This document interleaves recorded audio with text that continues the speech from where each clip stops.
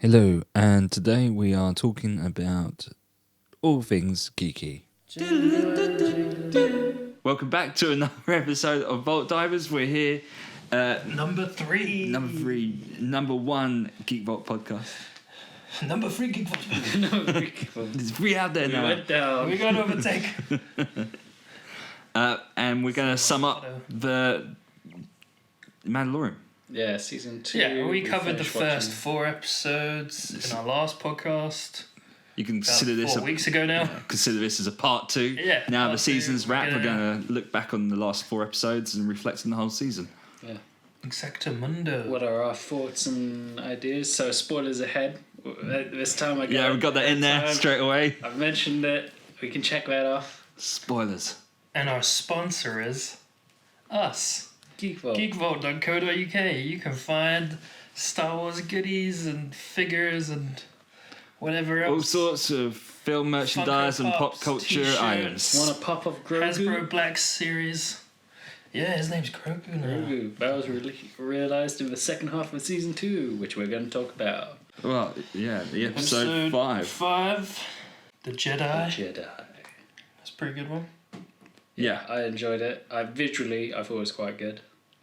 Really, get that sort of apocalyptic look to it.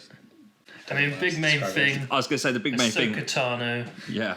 How First dare live you? action. The set Sorry. was important Yeah, to me. stop talking. Yeah, oh, the apocalyptic Yeah.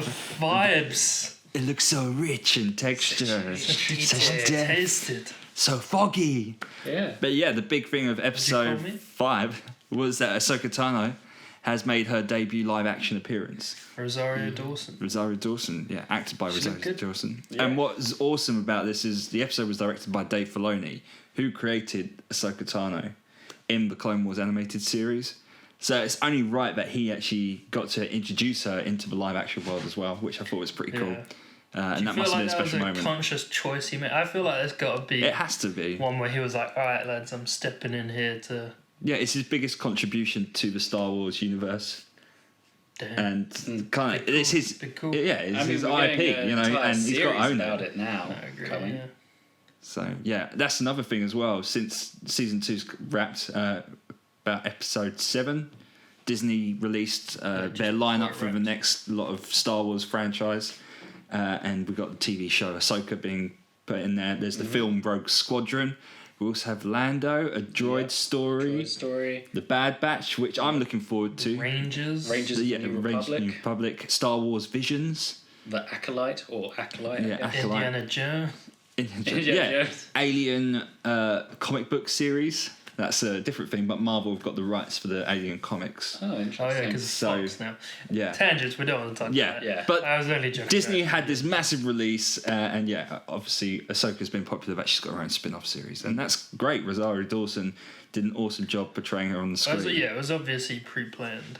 Yeah, which is what I was trying to get at. I think it was all they knew from It's the all get-go coming together. that they had to have this episode happen because they knew they were setting up for this big Disney Yeah. IP release, and they're connecting it to a whole bunch of extra things happening now. Although I know we went off a tangent with the Alien thing, but Michael Biehn made an appearance in this, so there's that connection. Just saying.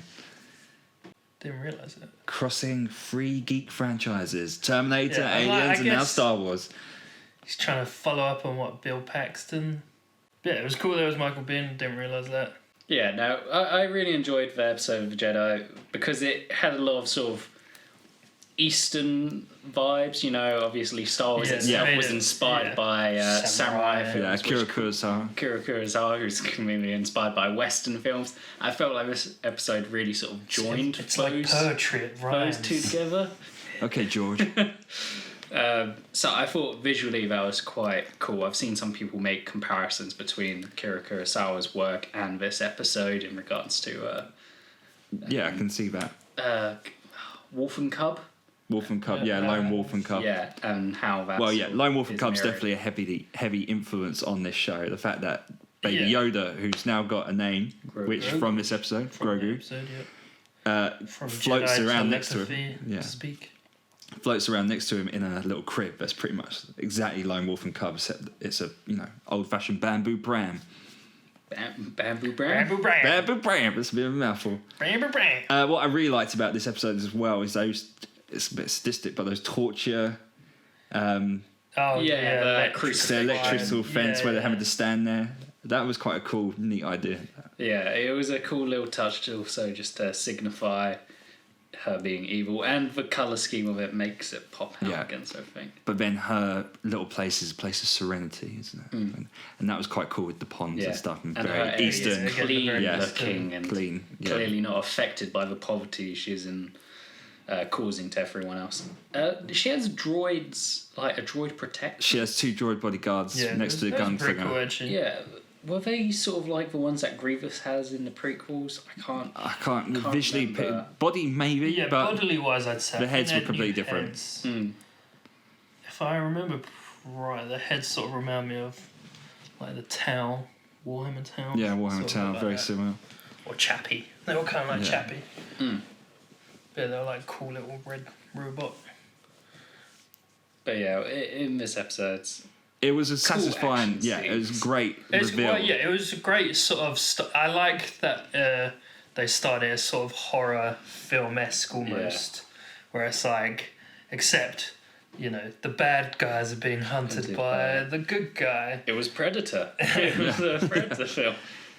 And you get to see from their sort of perspective how they're dealing with this lone Jedi or grey Jedi as she is at the moment or whatever, who's like sneaking around in the fog and the mist and behind all the trees and just like cutting people up and killing everyone. Terrorising this village. Ninja assassin. To save it.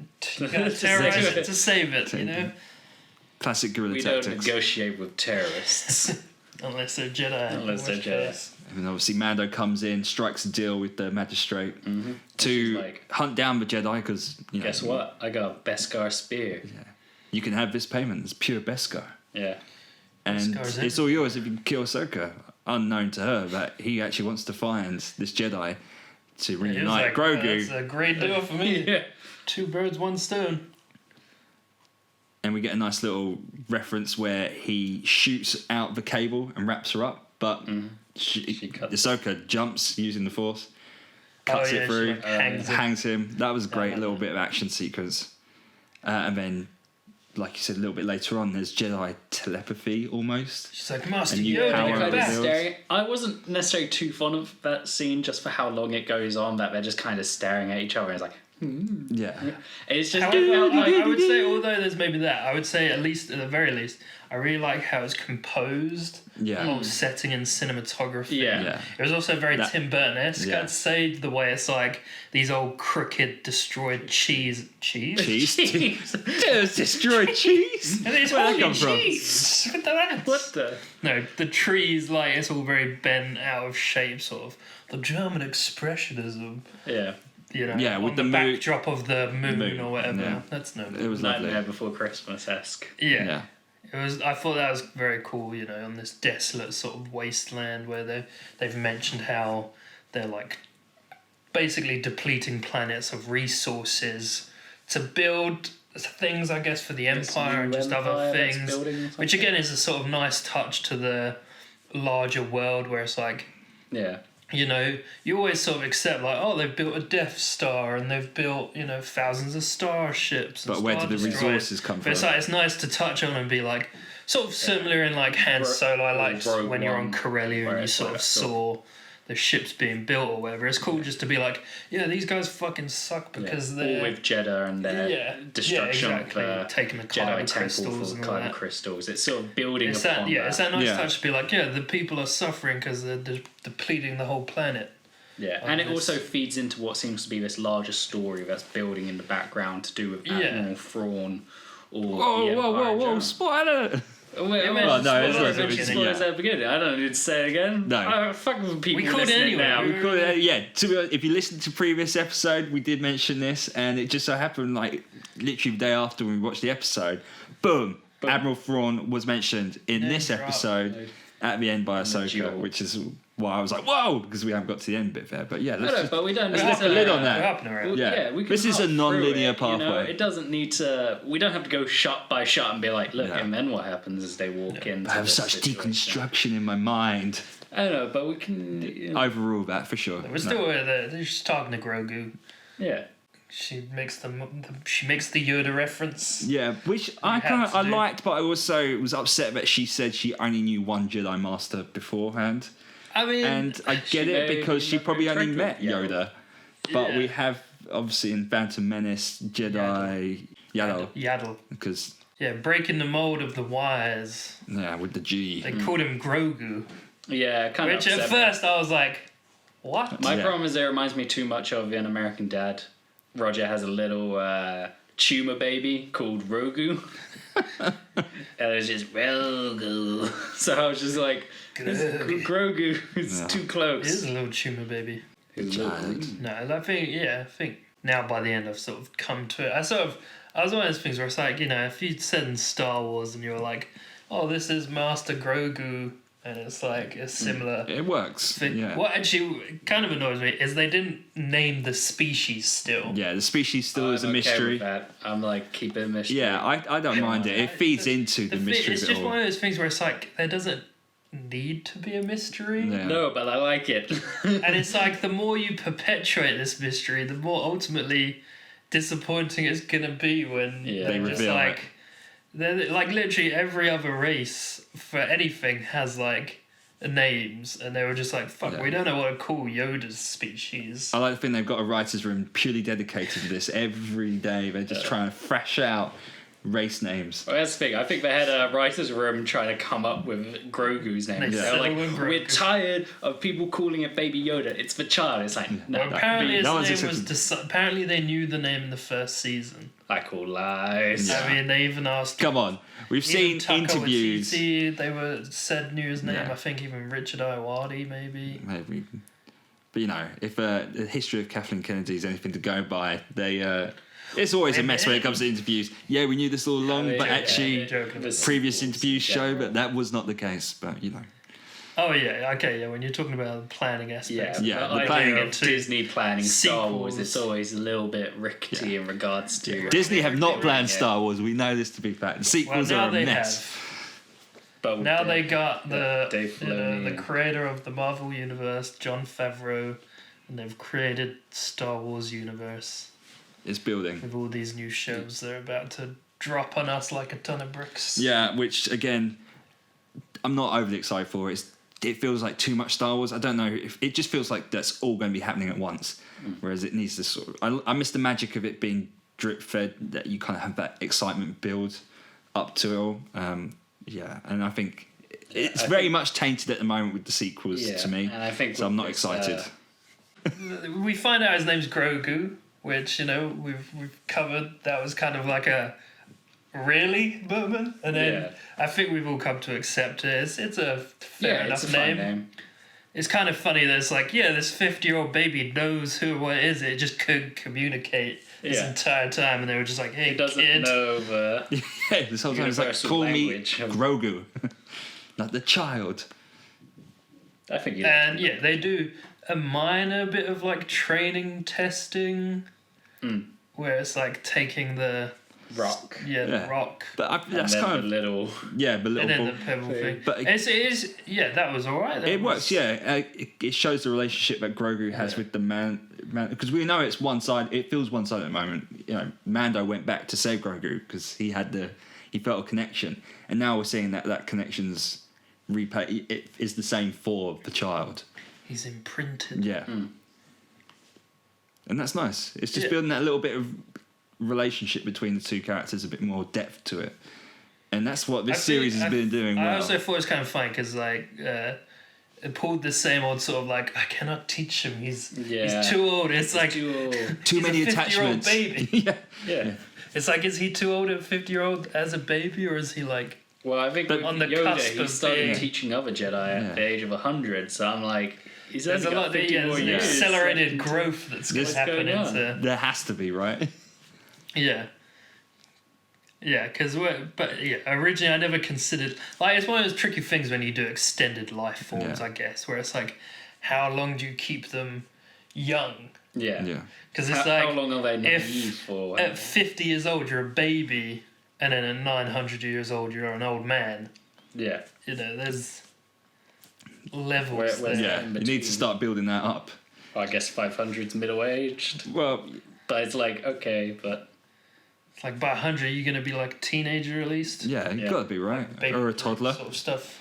Uh, Can't be he's already a toddler. He's Yeah. got force powers. Anyway. And again, that'd be- there's a nice mystery that was dropped in there about Grogu coming from the Jedi Temple at Coruscant, being rescued there by someone, but he Some doesn't know who Jedi. because it goes dark. And it's kind of like, who is yeah, that? we get to know a bit of Grogu's trauma yeah. backstory. That's pretty cool. 'Cause, I mean, you kind of have to unless it was going to be this whole he was always away from the Jedi and like trained separately. They kind of had Yeah, to mention well, Coruscant. And, Completely. But again, as this episode mentions, there are other Jedi temples. And Mando's tasked with taking Grogu to a Jedi well, temple. we haven't even reached that point. Yeah, we haven't even finished talking. Oh god, you're about, backfiring my point to you. Oh no! Exactly.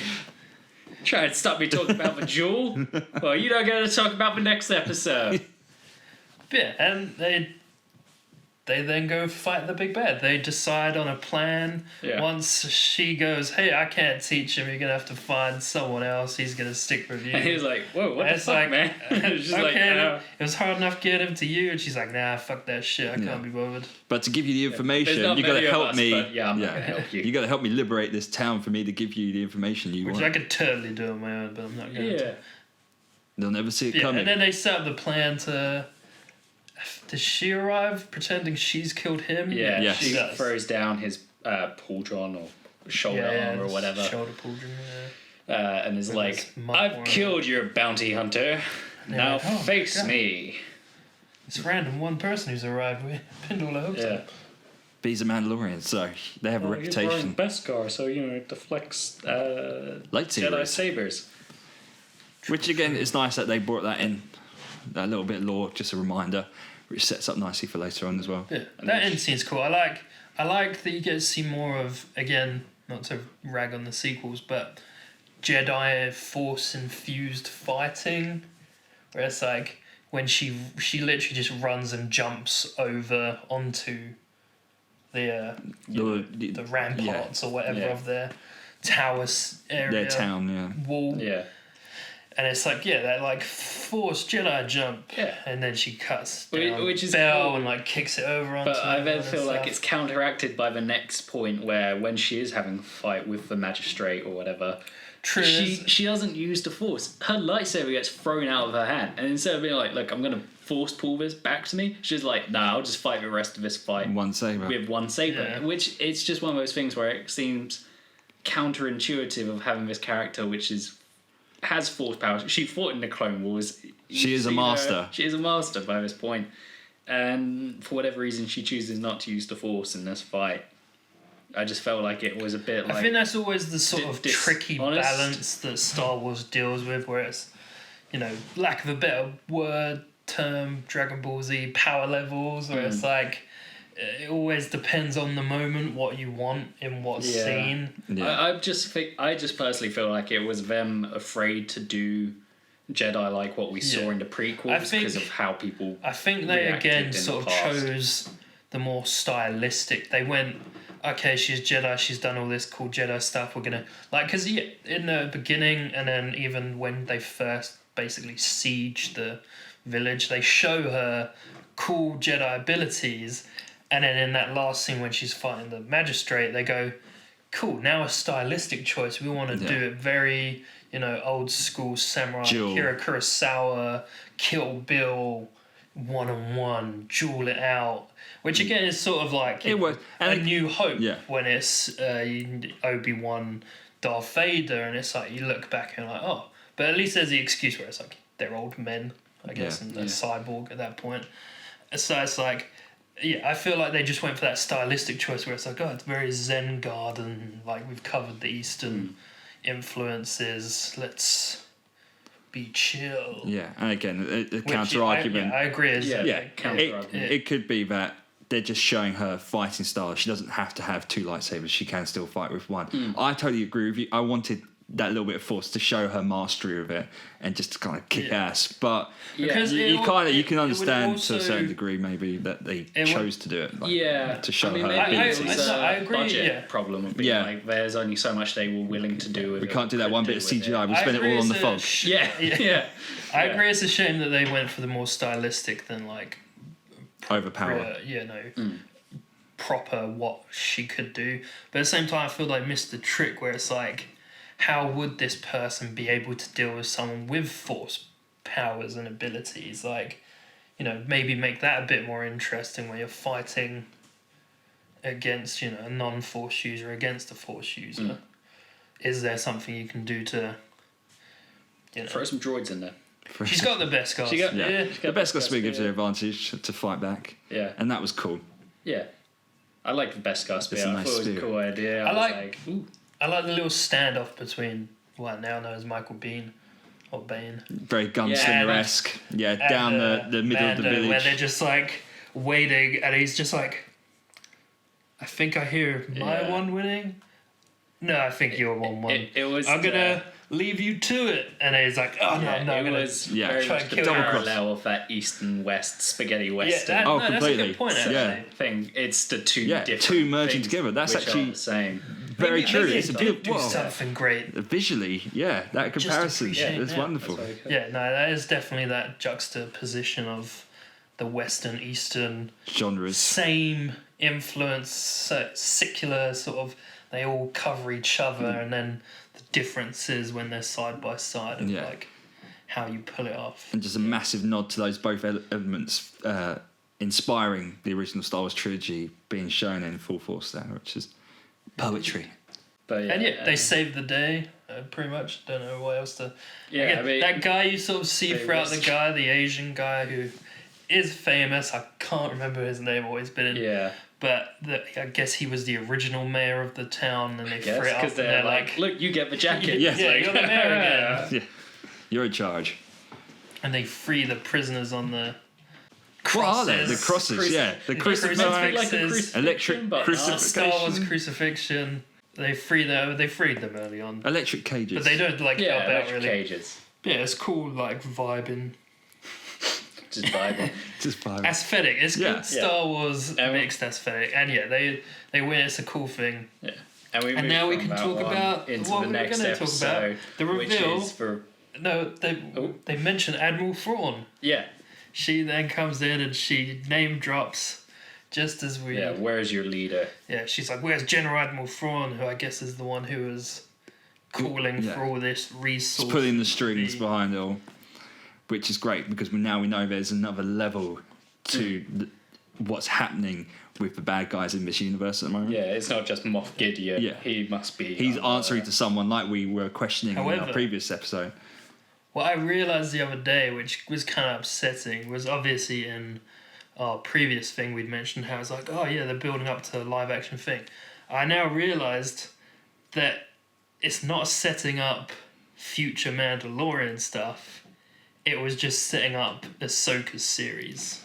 Yeah. Well, that's the thing. That's they may quite do, possible. Yeah, it will probably be more Ahsoka series, but I think they're going to infuse. I Obviously, don't know. I this feel like now interweaving because like, of obviously these we didn't know properties. the droppings of all the stuff they were revealing, and then like just before the season finale, they dropped all their series, including the Ahsoka. I realized, yeah, that was probably more rather than being like, because we were like, oh yeah, Ahsoka, she'll come back into series, probably the last episode, join Bo-Katan, everyone to fight the big bad, and then it'll set up in season 3, and then eventually reveal, you know, Admiral Thrawn. But now I'm realizing I think it's more their sort of Marvel cameo set up wider universe thing where they're like, look, here's a cool character in this show.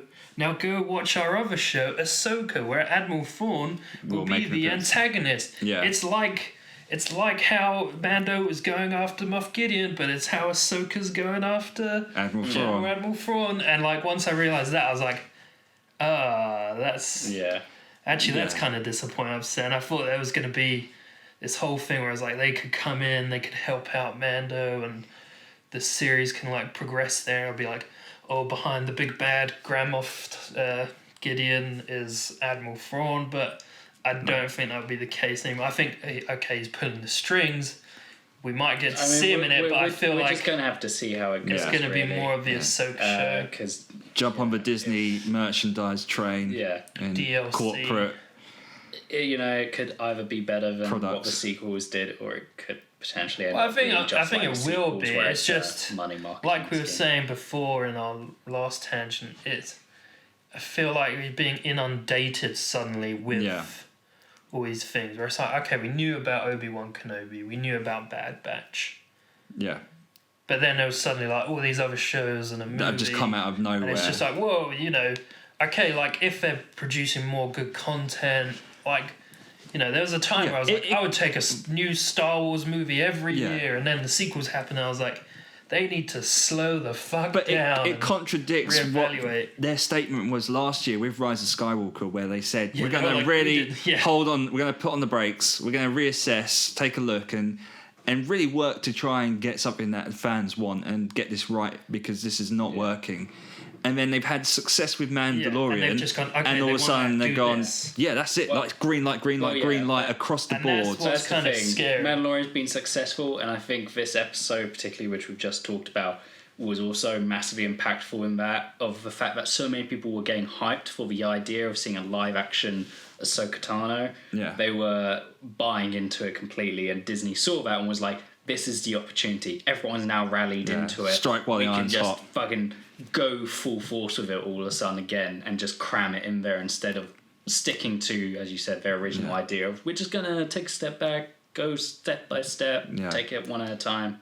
It's just, I It's like, personally, I really don't like it. As soon as I saw that, I just went, there's too much Star Wars. And it's not special anymore. My first reaction to seeing the board of everything they had was just like, Too much. I have a bad feeling about this. Oh, I love it. Nice. Damn it. Shit, I should use that. That's great. You got to be smart. I'm so jealous. I'm not Damn. quick like you.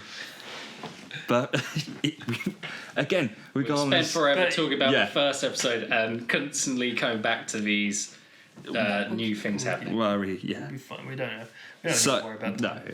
no, we're good. So then after that, we go on to episode 6 of season 2, which was named The Tragedy, which I was excited for because it was It'd been again building up to this. Ahsoka mentioned Jedi Temple. It's like, oh damn, we're going to see another Jedi Temple in the Star Wars universe.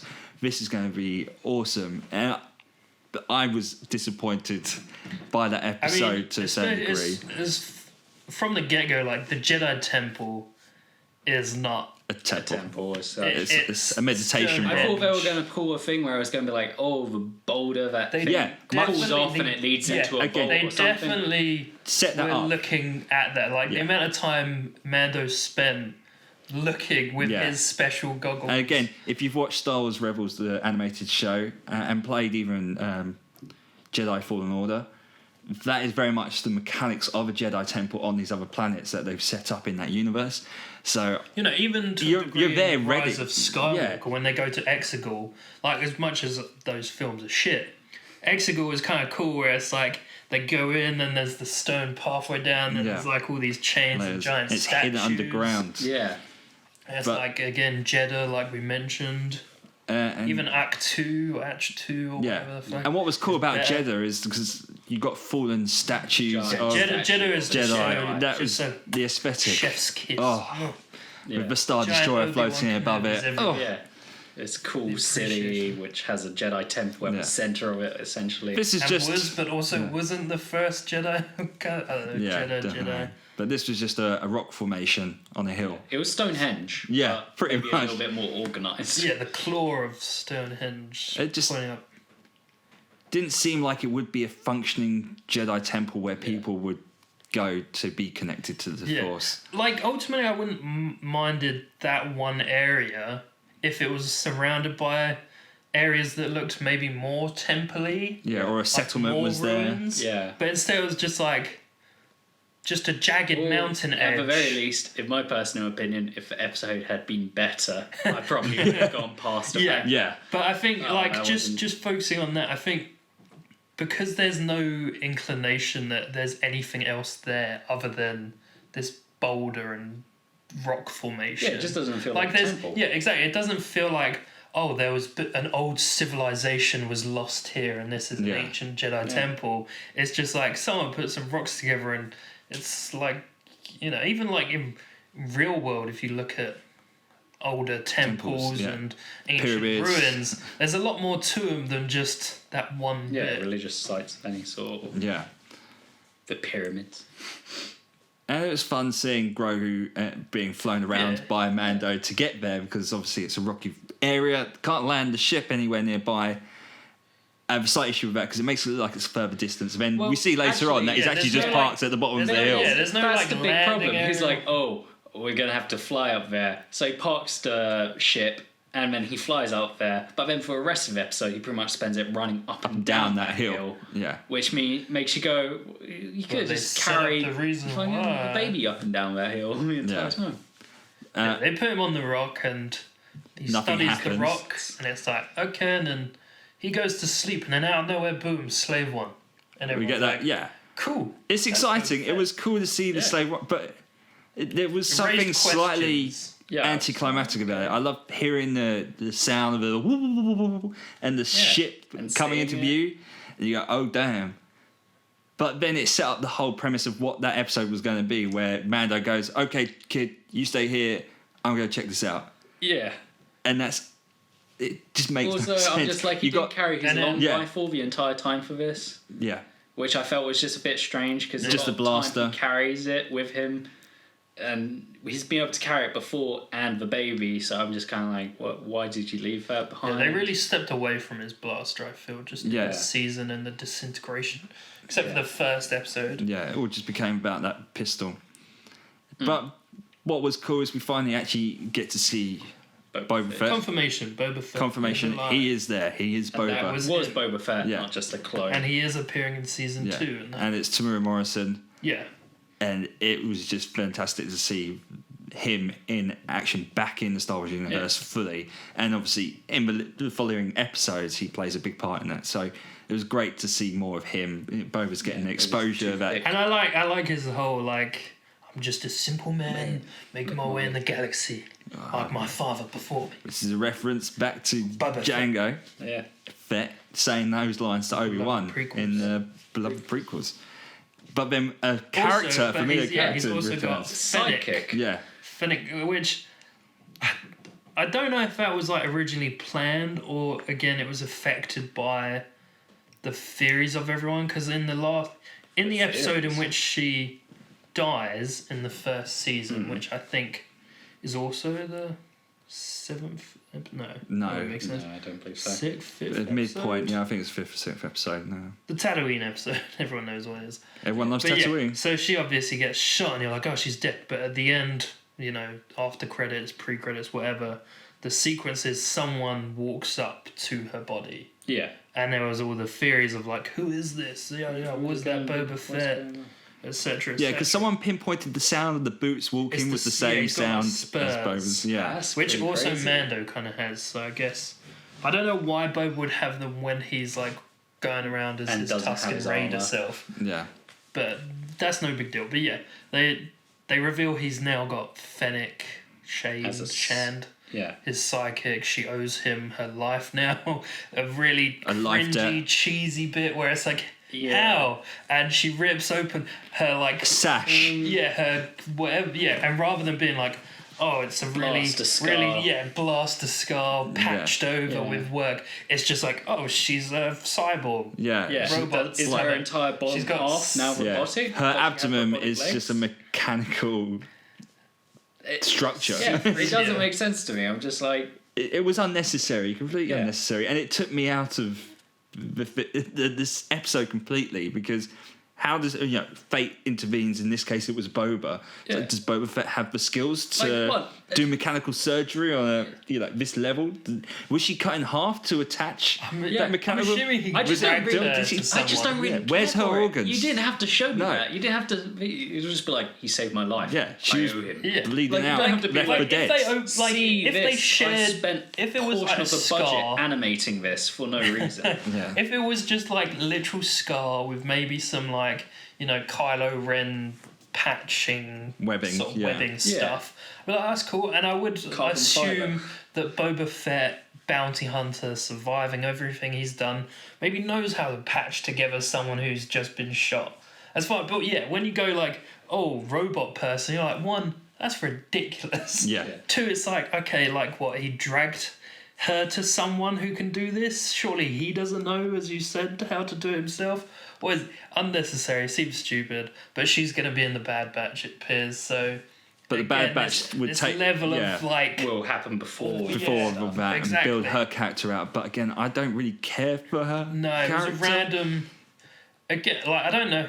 Have you confirmed it at all? I don't know. Like, I'm 99% certain you that's see supposed to be her her. helmet. Yeah, it is Got her. the same No, helmet. They're wearing the same it has been braid. confirmed, Okay, and she's Just wanted- voicing the I just wanted character to check. in the Bad Batch episode. So that all's come out as official. Which again is sort of awkward because isn't the Bad Batch about how like new clones sort of They're not. defy... No, it's what the Bad Batch is. Very quick, is that they are genetically altered clone troopers to be super soldiers. There's a Bad Batch. And through that, they have certain traits enhanced, and those traits are shown through their body types. So Yeah. Yeah, but in Which the is why they're trailer more it seems to berets, suggest which that I didn't realise. because Order 66 just happened, they basically defy... it looks the like new they're going to. Yeah, galactic it Empire. does look like that they're going to struggle with the whole idea of And it, and yeah, It looks like she's on their team defying the Empire, but I'm fairly certain in season 1 they set up that she was a Imperial sniper. Yeah, an Imperial sniper.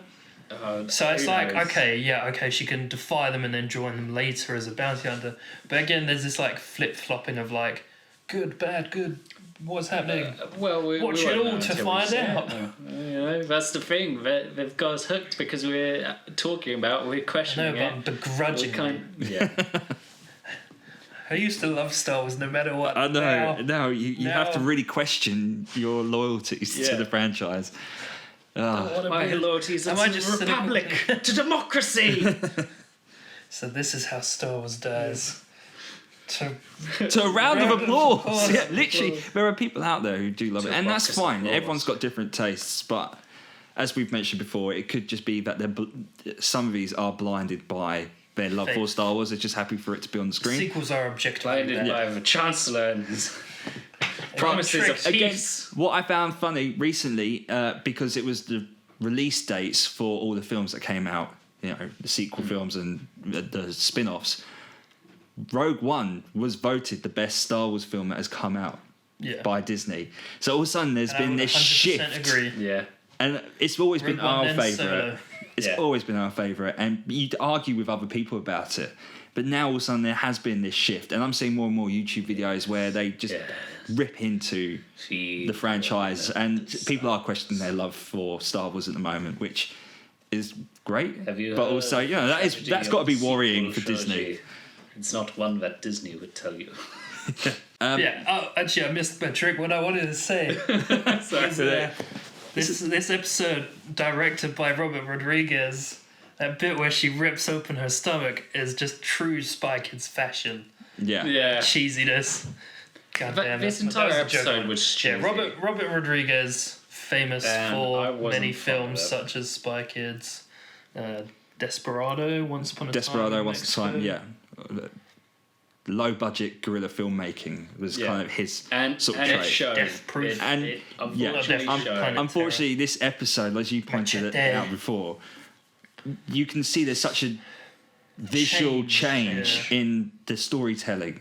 Like, It from becomes more cinematography to- amateur for me. It Like, seemed I like- even stopped It halfway seemed through. just the general color grading and like Yeah. cinematography, just the general Camera composition movements. of the actual series. Like The what series, had the been scenes, everything. what had been very like cinematic suddenly did feel like a TV show. Or for me, it felt like a video game level. Well, Oh, yeah, as I the said, story- the for me it felt like story-wise- a YouTube like short film that Yeah. someone No, made that's true. as being like this, action. Like stuff. when you watch Corridor Crew. yeah, And they're like, love their we stuff, did this but it's action thing. It's very, and like, I didn't actually But have a it fits problem with the on- action or the like choice of camera movements. They sort of worked for this new, like, if you told me like, okay, Boba Fett, the style we film Boba Fett is gonna be this style. Fast-paced, gritty. Okay, yeah. that's given them a personal style of like POV-esque. It fucked me up. Wait, are we talking about mise en scène? Mise en scène. Mise en scène? Giving Motif. camera Mise traits en- to a motif. character? That would be fantastic. I love that shit, but I don't think... But it's like They're doing the that camera for this. movements alone weren't enough to put. It was just the camera movements with the fact it looked. They attached I it don't know to if it was the the end of setting any they weapon gave he it. was holding, or rather just the toothpick that he was Toothpick, holding. They the attached the band for camera toothpick. That's a to the Tuscan- end, and they threw That it has a around the real place. And as fun as that is, I don't think they actually visually- shot it from the end of his weapon. no, they didn't. But Like, they the more or scene- less position the camera in that. So when it's down low, it's exactly at the end of it. Yeah. And you follow with the camera the movement of it up as it hits the target. So it more or less is tracking the weapon. I just kind of like the scene where he like It's jumps kinda off cool, and he like I just don't swings it think down. It Like works. Yeah, Yeah, for there it. are some, but it doesn't work. It breaks away from the Star Wars format that they've set up. Yeah. Because again, interviews have shown from Jon Favreau and Dave Filoni that they looked at the original trilogy and went, right, these are the camera movements and cuts and transitions that we use. We're going to do the same thing for this series and hark back to the originals, which was great. And that is seen throughout the episodes. And they do branch out of that a little bit more and introduce more sort of camera visuals, etc., that are not limited to technology like it was back then. And that is working. It's But great. this time they went a little bit too far and they diverged It felt- completely from that plan. As bad as it is to say, because he did Spy Kids and I love Spy Kids, it felt amateur to the rest Completely. of the series in the way it was constructed. Because I just felt like the action would have benefited more if it just wasn't attached to the weapon, but further out, and you see him really going at these guys. the thing is, as I said, I don't think that's the main problem. I think you would have probably gotten past that one if it just been A decent looked story. better anyway, and if again, as we said, it wasn't so video gamey. As in, that whole of the episode was, "Hi, I'm Boba Fett. I'm a foundling like you. Here's some stormtroopers. They've sent out 3. We've taken those out. They've sent out 5. We've taken those out. Yeah. They're Sent all out from the 10. same How many ship. then there's stormtroopers 20. are in that one ship? That Yeah. one ship is done. Oh, yeah, but by the Here's way- the second ship. Let's then not also- forget, you got the We'll come mortar. out of that one. Mortar, and you got the heavy weapons crew that you got to get rid of before you get down That's and right, complete just run up the Hey, hill. the mission to and get your push armor. the No boulder point down. are we ever really going to feel like the mortar guy is dangerous. As much as I loved seeing Yeah. him, I was like, that's pretty cool. I'm glad that's in there.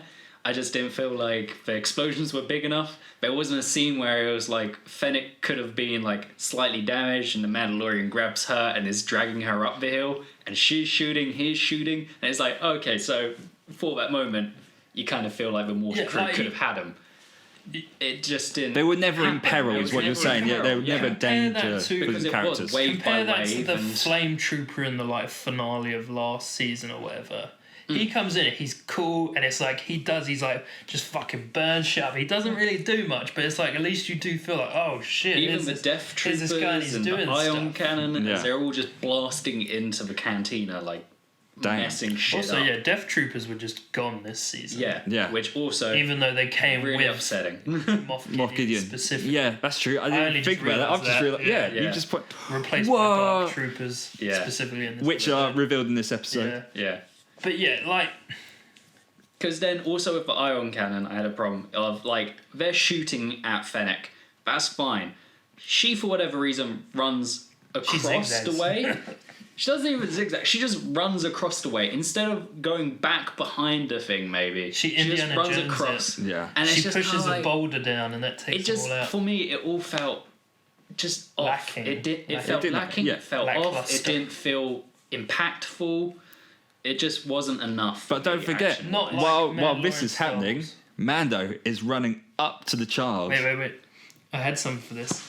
Because they specifically mention he should give his jetpack to Boba in some kind of trust truce, so Boba can That's true. then get his armor, which he does eventually pops into the Razor Crest to armor up and come back and fight, and that is cool. Like, Yeah, I like that's seeing cool. Boba Yeah. Fett in his face, and yeah, as I said, I didn't have a massive problem with Boba's. Yeah, Boba's Action. great in this. Like, I mean, after he gets his armor, I'm like, his action's cool. Point of, I'm cool with that. Yeah. It's literally around. before he gets the armor. He seems to like disappear and reappear a lot. Yeah. It's kind of funny. But yeah, it is weird that, you know, they obviously knew they had to set up a reason why he couldn't just fly They up had there, to literally and ground him. ultimately, that's at the end the thing. But it was also kind of pointless. Yeah. Yeah. And it's the fact that it's like, yeah, give me a jetpack for so we trust Just the each other. troops, yeah. And again, if you look back to the second episode, they established that he can control it remotely. Yeah. So at no point, and it's an important part of his character. He uses it non-stop now. So why would he leave the jetpack behind? And even if he did, why didn't he? Yeah, like in a video. exactly. Why didn't like, he remote control it back to himself? It was just. Yeah, it just seemed pointless to his character. He was like, "Oh, I'm in danger. I need my jetpack to fly up there. Just do it."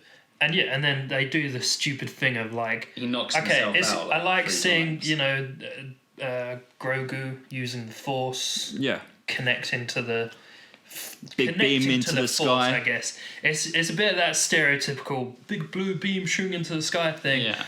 He creates the force field. Not too fond, but at the same time, No, it's fine. I forgive that. There's no problem. Forgive it. What's stupid is they have, as you like brought up, Mando Din Djarin trying to fucking get the baby whilst all this is happening through his thing, and he's like he pushes in. He's like, oh, it's not working. Yeah. Gets thrown back. And then he's like gets tossed back, and he's like, okay, he does a bit of fighting or scouting or Oh, kid, you stay there. And he's I'll like, go protect you. No, I really gotta get him this time. So then he gives it his all. He goes in. He almost gets there, but gets knocked out. He's too strong to the force. He gets flung.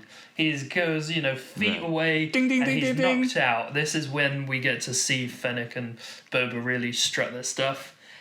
And then it's like, okay, he wakes up, and then rather than being like, I'm not all going right, to do I've that just again. got to protect him, he immediately goes back into trying to get him.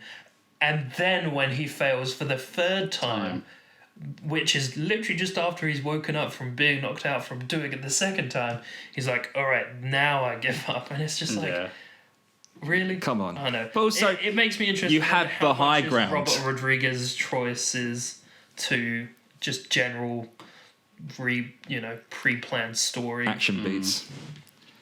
But he's got the high ground, and If he he doesn't had his use that. rifle He right runs. now. Well, that'd be Exactly. great. That's what I But was like, he again, doesn't have the his blaster, rifle. his sidearm is all he uses, which I get it. It draws him into the action more, but leaves the child exposed. So it's not really protecting the kids. Any tactician would know, surely. Well, that's the thing. Not only are they Don't terrible leave your tactics asset. in this situation, the Empire share their tactics because they land two separate dropships at two different times.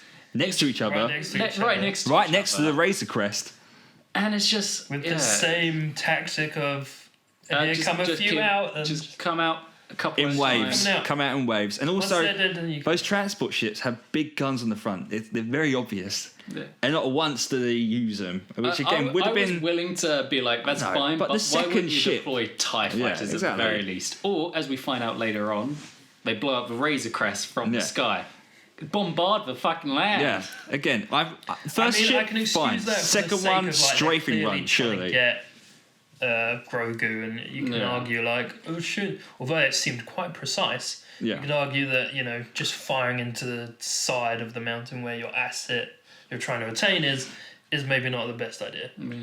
But ultimately, it's again, it could have been forgiven if there was cooler actions and like maybe it made more sense that they just came out setting up these firing lines, and then you've got like, I don't know, Boba and Fennec sort of guerrilla tacticking them. But you just needed to feel more, because I don't feel like they displayed visually enough that Fennec and Boba were retreating up the mountain, which is what it should have felt like. It needed to be more of a last stand sort of moment. And then like even when they're overrun, maybe just be like, we don't even care about you once we've got what this ultimate was leading up to, the tragedy. We've gained the asset, Grogu, Baby Yoda. Dark Troopers are taking him away. And if they all just went, look, we've got him, retreat, who cares? Yeah. That would also have been like a bit more fine last standy. But yeah. Anyway, the ultimate build up, the reason they didn't want him to have his jetpack, which again was pointless, was so they could steal Baby Yoda. They revealed The Dark Troopers. the Dark Troopers. Yeah. Who are from the original, like, Dark Force Star Wars Jedi video Knight game. Yeah. Which became Legends, and then I think they were made canon officially in a Star Wars mobile game, like Tap and Farm game. Yeah, Galaxy where I was like, something. the Galaxy Quest. Yeah, I was going to say Galaxy Quest, but I was like, that's not right. That's not right. But that's a great film. Forces or something. Yeah, rewatched that the other day. It's a great film. And they were cool, but again, they're robotic, which is understandable. I felt in the previous episode that they might have hinted that they were kind of... Yeah, I mean, because that's the thing, in the like Legends humanoids? lore, there's this element where they're corrupted by a dark side, so they're like maybe slightly forced in. There's potential cyborg elements to them in it or whatever, but I think the main thing is, like, I'm fine with them being robots coming down, taking it, but it's like they very clearly were like coming in looking like basically evil dark side Empire Mandalorians, because they're flying around with their jet feet, not jet packs, but their jet boots, their fire boots, as you said before. Yeah. And grab the baby. It's like that would have been a perfect time. Mandalorian still having his jetpack, Boba Fett having his new armor, including his jetpack, which we know is there because he uses it later on. If they had like a mid-air battle to try and get Baby Yoda back, and then you're like, no, these fucking droids are badass, and they just take you out. Yeah, they're powerful. You know, they don't you have feel to just shit. exactly, and you go flying back down. It's like, oh shit, we just got our asses handed to us. Yeah, I think that's instead it's just like, no, we took the baby. You didn't have your jetpack. We're back at the ship. It's a disappointing element to those Dark Troopers because they're not revealed to be of any threat at all. They just come down, circle the baby, move in, grab it, and just fly off straight away. It would have been great to see just a bit of action so you realise how deadly these guys are and that they're a huge threat. Yeah. And I would have maybe been like, and episodes, they're going to be a you know it's going to be tight. It's going to be hard. That as their first appearance, if in their later appearance they were again did more, were more of a threat, where I was like, oh, this is, we were teased them and now here's the thing. But I feel like they never really were a threat. Potential. Anything. Yeah. They just look threatening, and they power up. They take a while to power up. We discovered that. Yeah. But anyway, then the Razor Crest gets blown up.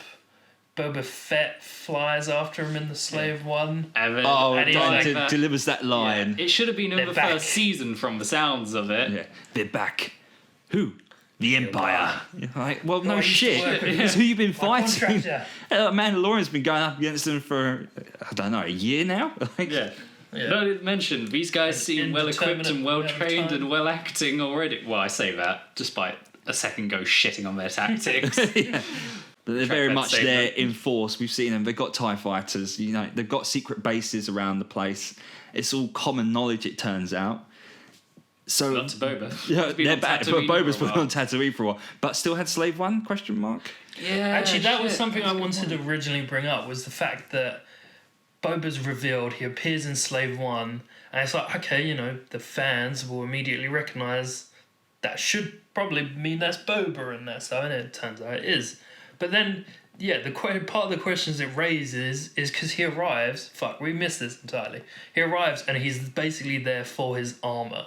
Yeah. And he trades the armour for protection of the child and the jetpack, etc., etc., and he proves that he was a foundling. He had Jango Fett, Jasters, and the sort of baseball. I always consider it a baseball symbol he had, and it was like from Jaster, who like took in Jango and stuff, and that's all cool, and that's a cool thing. But it's just like, so why are you now coming to get your armor when you were on Tatooine, where Cobb Vanth, who had it originally, who was presumably an easier target than the Mandalorian to get. It just seemed like there was a whole bunch of questions, and I'm now like, and it's like, going on and so he had Slave One. It's like, how, because we see him living off the land, living in secret, as a semi-Tuscan. He's spent years Tatooine. slowly tracking across the Tatooine desert back to Mos Eisley to get his ship. Or Mos Espa, I think. Or Mos Espa. but who knows? Who knows? I think Mos Eisley would. We need answers now. We need answers, yeah. But yeah, so it's like if his ship was sitting there for all these years, that would have surely been stolen, scrapped, and maybe there's another story there that we're going to be revealed to. But it did Disney set up DLC.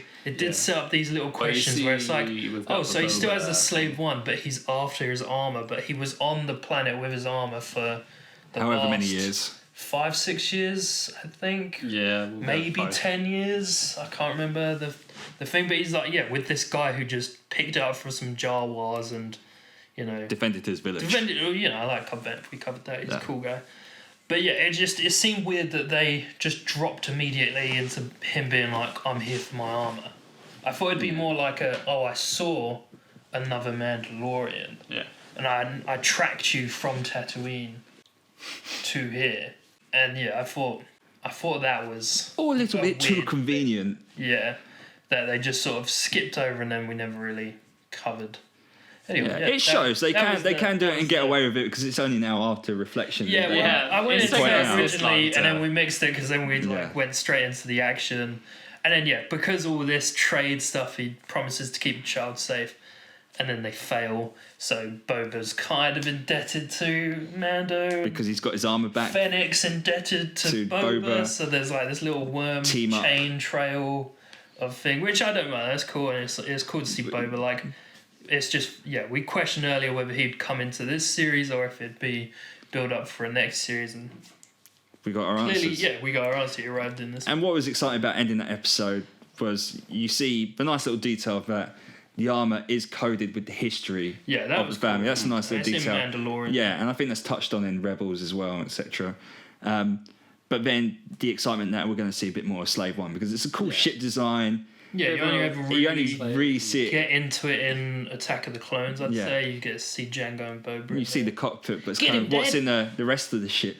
Yeah. And we see that a lot more in the upcoming episodes. Yeah. Actually, is it this episode? No, it's not this episode. It's following episode. Yeah. Which that's coming up. Spoiler. I've always better than. Then the next one. Well, that's the other thing is the final 3 episodes of the season, and it feels like it should have been building up to something a bit more. But this one, because of the style choice, etc., didn't. It's like they take the child. Now you've got 2 episodes to resolve. What's just happened. And I was left going, why this feels so like it's going to be rushed. Just to resolve it. Yeah, that was the thing because it happened so late. I was like, I expected the whole tragedy, the taking it thing. I didn't expect what sort of came next. So I think that we've established this is definitely going to overrun. We're really into deconstructing and giving our views on this. So we're going to make it a 2-parter. Yeah, we thought we could get it all in one, but we just fucking love talking. We love talking about Star Wars. A lot to say. In this case, it might sound like we're shitting on it completely, but stick with us to the end in part 2 and find out that is not the case. This, I guess, is part 2, ultimately, of 3 in the Vault Diver Mandalorian series saga. This is Vault Divers, sign off for part 2 of 3. And you can visit us at geekvault.co.uk. We're self-sponsoring, we're a family-run business, and we welcome you to come join us. Support us by buying awesome Star Wars merchandise. Yeah, all things Mandalorian. That's Vault Divers out. We're diving away. Hey, is that a fish?